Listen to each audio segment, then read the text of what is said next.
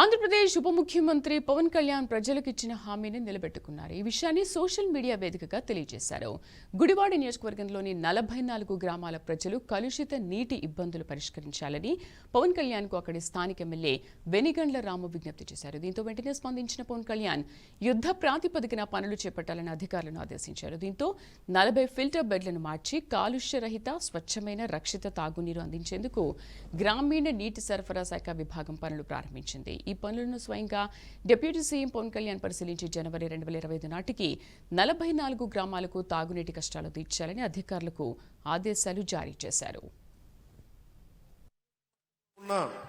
నందివాడ, గుడివాడ, గుడ్లవల్లేరు మండలాల్లో మొత్తం 43 గ్రామాల్లో తాగునీటి సమస్య ఎక్కువగా ఉంది.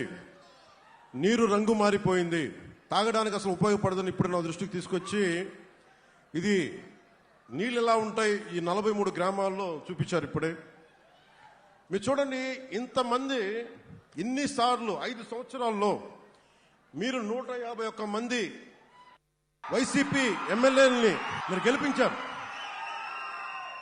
ఏ రోజన్నా సరే ఒక ఎమ్మెల్యే తీసుకొచ్చి ఈ పరిస్థితి ఉంది, ఎప్పుడు వాళ్ళ తిట్ల పురాణాలు శాపనార్థాలు తప్ప ప్రజల కోసం ఒక్కళ్ళు చేయలేదు. ఈ రోజు దాకా ప్రతిపక్షంలోనే మేము చేయడం తప్ప.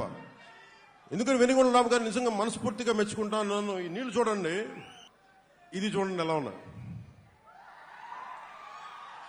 ఈ లైట్ వల్ల తెలియట్లేదు కానీ ఇది పచ్చగా ఉంది నీరు. లోపల పురుగులు, లోపల ఒక మలినాలతో ఉన్నది. ఇది నాకు ఈ రెండు చూస్తే అనిపించింది. ఇది అధికారులకి, రూరల్ వాటర్ సప్లై గ్రామీణ నీటి సరఫరా ఉన్నతాధికారులకి వెంటనే గుడివాడ నియోజకవర్గంలోని నందివాడ, గుడివాడ, గుడ్లవల్లేరు మండలాల్లో ఉన్న 43 గ్రామాల్లో ఈ తాగునీటి సమస్య పొల్యూట్ అయిపోయింది.